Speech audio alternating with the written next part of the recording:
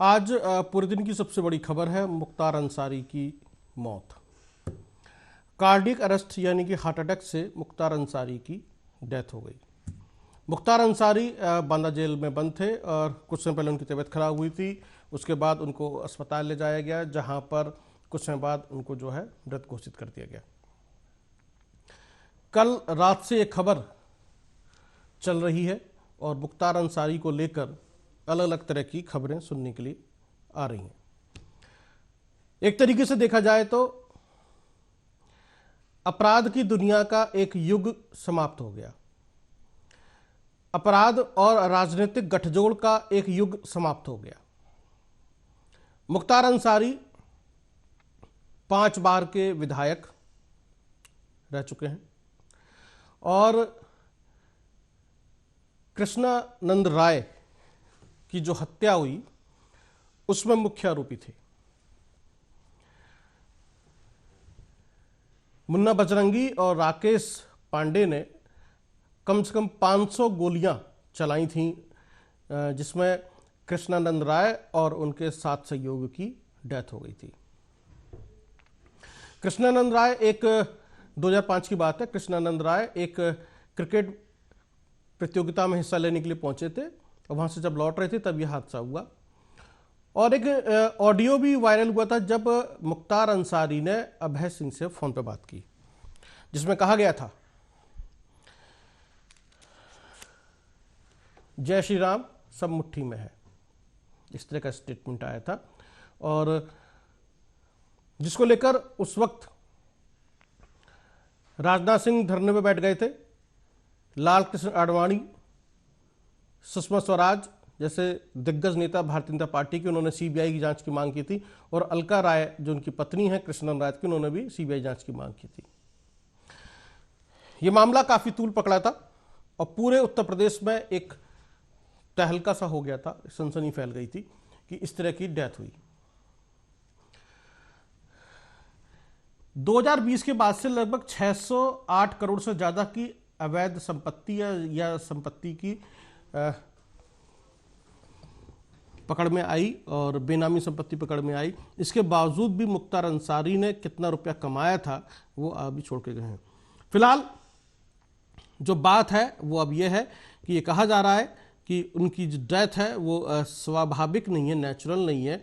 और उनके पोस्टमार्टम को लेकर एक सवालिया निशान लगाए गए हैं कि उनका पोस्टमार्टम दिल्ली के एम्स अस्पताल में कराया जाए। उनके जो बेटे हैं उन्होंने कहा है कि हमें जहर देने का शक है। और मुख्तार अंसारी का जो 5 मिनट का वीडियो है जिसका जिक्र उनके बेटे कर रहे हैं कि उसमें उन्होंने कहा है कि मेरी बॉडी तो यहीं रह जाएगी, रूह चली जाएगी। एक चैनल को इंटरव्यू में उन्होंने ये कहा है कि ऐसी बातचीत हुई थी। अफजल जो अंसारी उनके ब्रदर हैं, उन्होंने भी कहा कि कुछ समय पहले जब उनकी तबीयत खराब हुई थी और ये कहा गया था कि जहर दिया जा रहा है और उनकी तबीयत खराब है। ठीक है, तो आखिरकार मामला है क्या? स्वामी प्रसाद मौर्य ने कहा है कि यह मौत स्वाभाविक नहीं है। तो सभी के अलग अलग तरह के बयान आ रहे हैं। समाजवादी पार्टी का अपना अलग स्टैंड है इसको लेकर। उनके कार्यकर्ताओं या उनके समर्थकों की जो एक टीम है जो सोशल मीडिया पर काफी एक्टिव दिखाई दे रही है मुख्तार अंसारी को लेकर।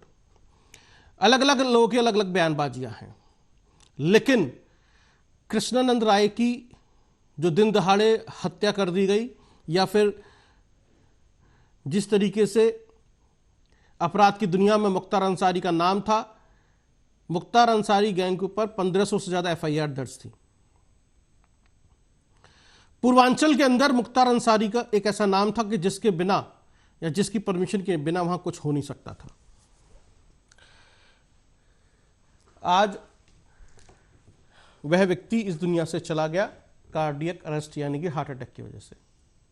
पिछले 3 साल से बांदा जेल में बंद थे। इसी पे चर्चा करेंगे आज।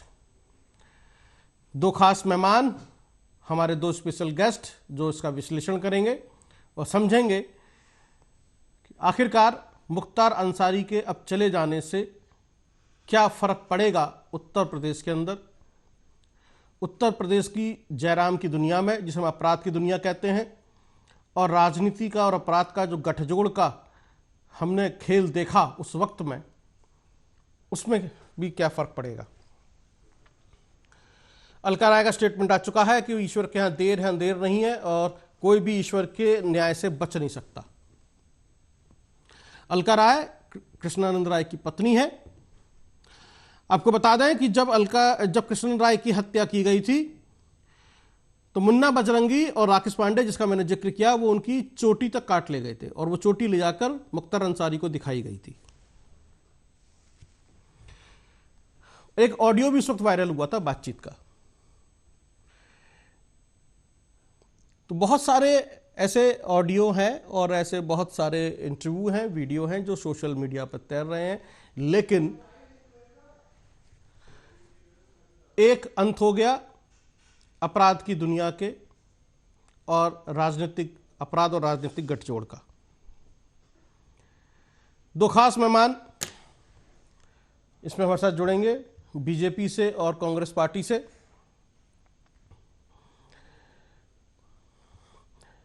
वाचस्पति द्विवेदी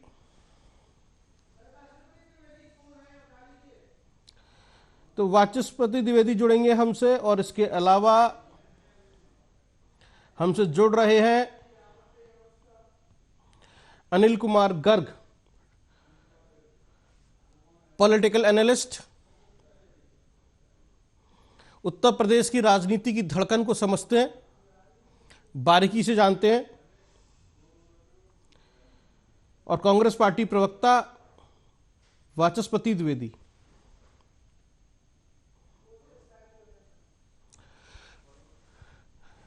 तो वाचस्पति द्विवेदी जो कांग्रेस पार्टी की तरफ से हैं, सबसे पहले उनसे ही समझेंगे।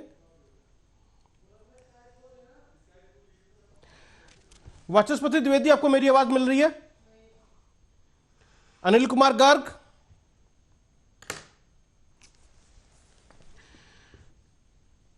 तो उत्तर प्रदेश की सियासत में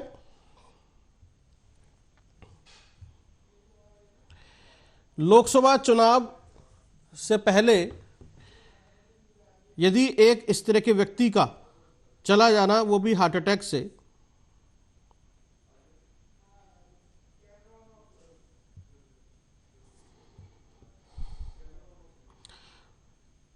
आइए बात करते हैं अपने दो खास मेहमानों के साथ।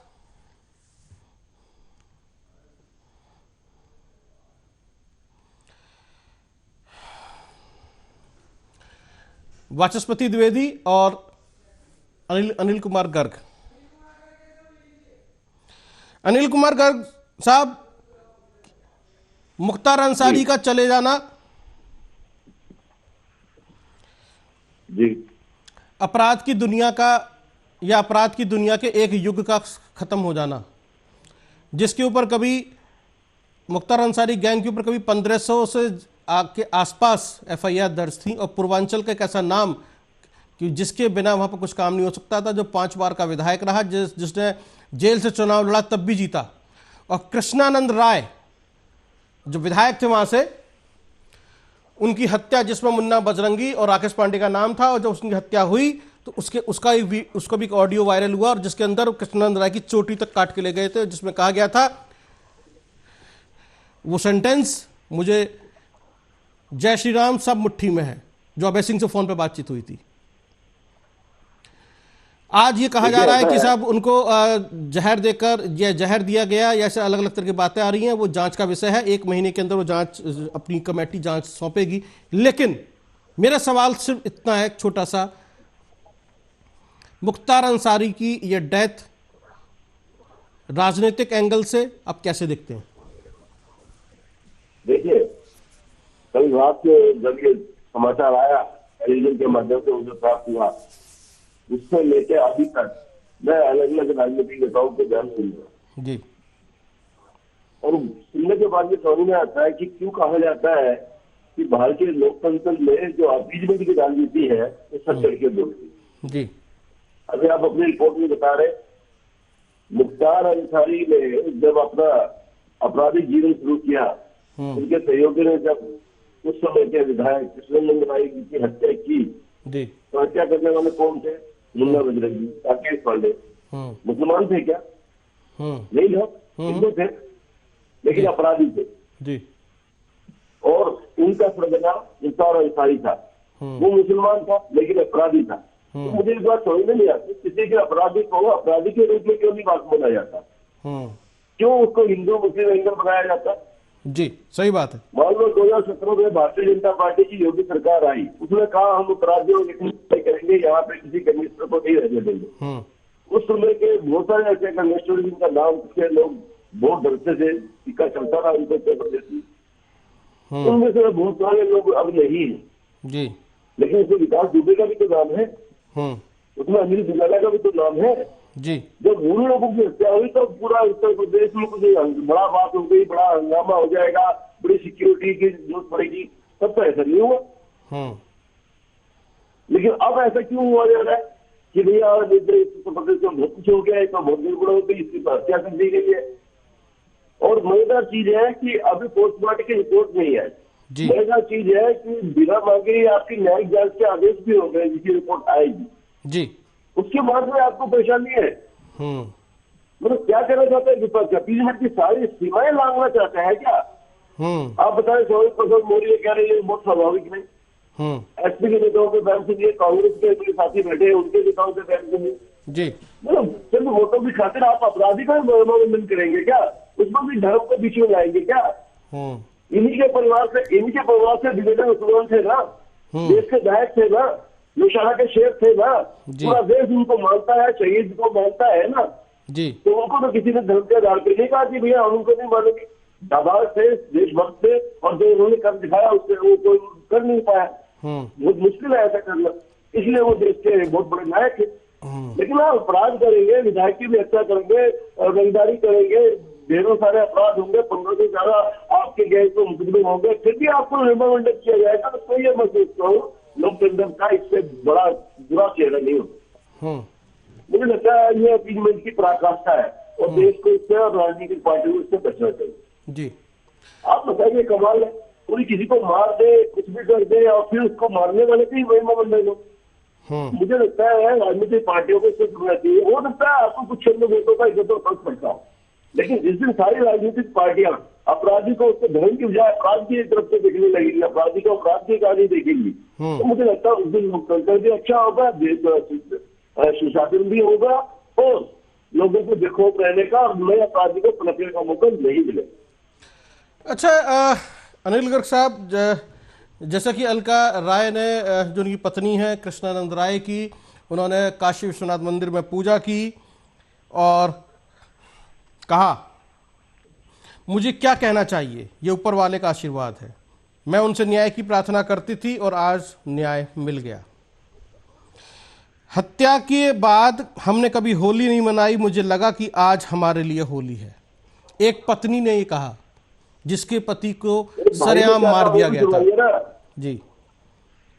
मेरा ये कहना है उनके भाई अजय राय, मैं जितना जानता हूँ शायद अजय राय उनके भाई ही है ना जी के।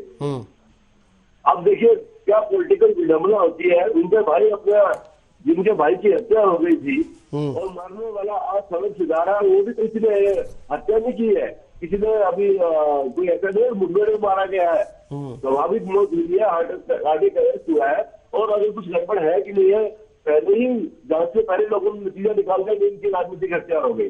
लेकिन बात यह है राजनीतिक परिभाषा क्या बोलते हैं मजबूरी की, ये क्या हो सकती है कि उनका भाई कुछ कह नहीं पा रहा, मतलब इनके भाई की हत्यारों की अगर मौत हो गई इसके ऊपर उनको कमेंट करने के लिए भी लगता है उनको सोचना पड़ रहा है जी। तो ये भी राजनीतिक मजबूरी है, इसको भी नहीं आना चाहिए सामने। एक बार पूछिए अजय राय जी का क्या कहना है इस बारे में। ठीक है, इनकी पत्नी को मैंने देखा, वो बाबा जी के दर्शन करने गई, उन्होंने कहा चलो इंसान ने नहीं भगवान ने तो अपना लिंग चुना दिया और भगवान ने ही मुझे कम से कम न्याय दिया। समझिए उसकी पीड़ा को आप समझ सकते हैं, मेरे पति की निर्मम हत्या कर देंगे इसलिए क्योंकि आपने उसके भाई अपराधी के भाई को हरा दिया। अरे देश की जनता ने वोट दिया, क्षेत्र की जनता ने वोट दिया और वो विधायक बने, तो इसका इतना ही कसूर था ना उनका, या तो पिछले उनकी और तो कोई उनसे निजी दुश्मनी नहीं थे।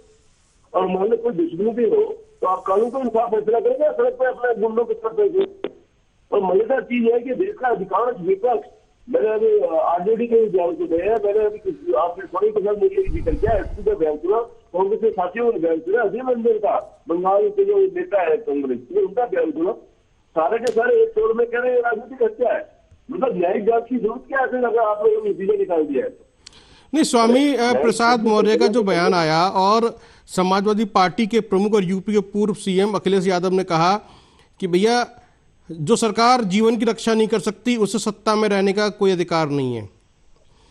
यही तो मैं कह रहा हूँ। आप मुझे बताइए, जेल में किसी की तबीयत बिगड़ गई, कार्डिक अरेस्ट हो गया, इसमें सरकार का क्या रोल है? और बसपा भी जो है उच्च स्तरीय जांच की मांग कर रही है। बताइए, बसपा भी कह रही है उच्च स्तरीय जांच हो। नहीं, मैं तो सभी विपक्षी पार्टियों में कह रहा हूँ, और मैं इसे बार बार आपके मंच के माध्यम से, आपके टीवी के माध्यम से अपील करना चाहता हूँ सब राजनीतिक पार्टियों से कि अपराधियों को अपराधियों की तरह ही देखना चाहिए। ठीक, अब एसपी की मजबूरी समझ में आती है, उनके भाई उनके यहाँ से उनके नेता है, तो एसपी तो उनको फेवर करेगी, एसपी कहाँ जाएगी? अजय राय जी जिनके भाई की हत्या हुई थी वो चुप है। क्यों चुप है? क्योंकि वो आज कांग्रेस के प्रदेश के अध्यक्ष है। वो कांग्रेस की स्टेटमेंट पढ़े या अपने निजी मन के विचार लाए? अब अपने निजी मन के विचार तुमको कफन करना पड़ा कांग्रेस के नेता होने के बाद? नहीं, सही बात, एकदम सही बात है। नहीं, अनिल साहब, सही बात है। एक गैंगस्टर जो जेल में बंद था, वो जो कि अपनी बीमारी के चलते कार्डिक अरेस्ट से चला गया, उसके जाने के बाद उसके नाम पर सियासत करना, वो भी चुनाव के लिए या राजनीति के लिए, वो ठीक नहीं है। 10 सेकंड में अपनी बात खत्म करता हूँ। मैं 10 सेकंड में अपनी बात खत्म करता हूँ। मेरा क्या कहना है, इसमें कोई शक है कि मुख्तार अंसारी को आपराधिक प्रवृत्ति का व्यक्ति था? शक है क्या किसी को? नहीं। इसमें कोई शक है कि वो हत्यारा था? नहीं। इसमें कोई शक है कि इसके ऊपर 70 से आसपास मुकदमे चल रहे थे? नहीं। इसमें कोई शक है कि पिछले कई वर्षों से वो जेल में ही था? जेल से चुनाव लड़ता है, जेल से जीतता था। इसमें कोई शक है कि इसके सारे जो फैलाए हुए गैंग है उन्होंने अनेक लोगों की हत्या की? इसमें कोई शक है कि जिस क्षेत्र में कौन से क्षेत्र में उसकी मर्जी के बिना ना कोई सरकारी कॉन्ट्रैक्ट ले सकता है, ना कोई काम कर सकता है, ना कोई बिजनेस कर सकता था? ऐसे दुर्दांत अपराधी की वो हत्या हुई है या फिर वो स्वाभाविक मौत मरा है, तो इस पर चर्चा करने के बजाय उसको मौत के ऊपर विधवा प्रलाप कीजिए।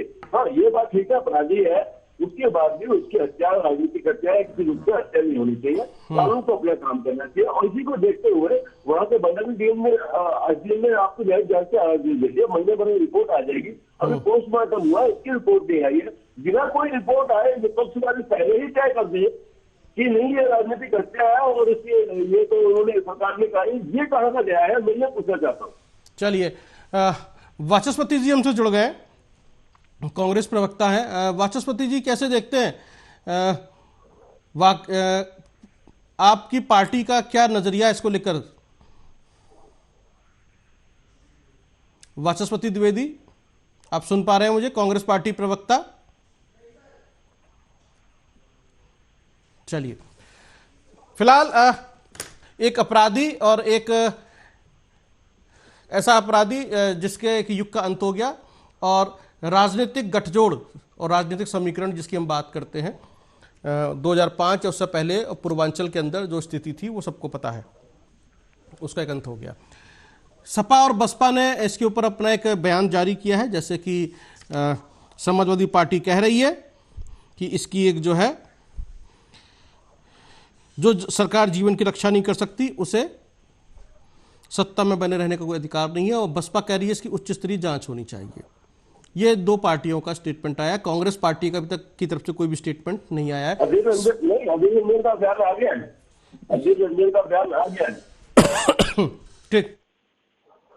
स्वामी प्रसाद मौर्य ने भी कहा कि ये मौत जो है स्वाभाविक नहीं लगती। स्वामी प्रसाद मौर्य, जिन्होंने हाल ही में अपनी नई पार्टी का गठन किया है, समाजवादी पार्टी से अलग हो गए, बसपा से निकलकर बीजेपी, बीजेपी से निकलकर सपा। स्वामी प्रसाद मौर्य। फिलहाल वाचस्पति जी, आप हमसे जुड़ गए, आपके पास मेरी आवाज पहुंच रही है?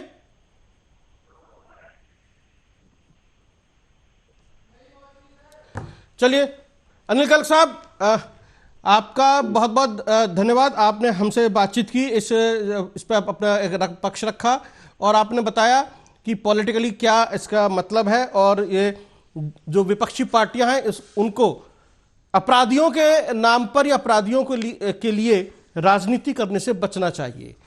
ये क्योंकि एक अपराधी का अंत हुआ है और वो भी अपनी स्वाभाविक मौत, कार्डियक अरेस्ट यानी कि हार्ट अटैक से चला गया। बहुत बहुत धन्यवाद। देखते रहिए आप आर्या न्यूज।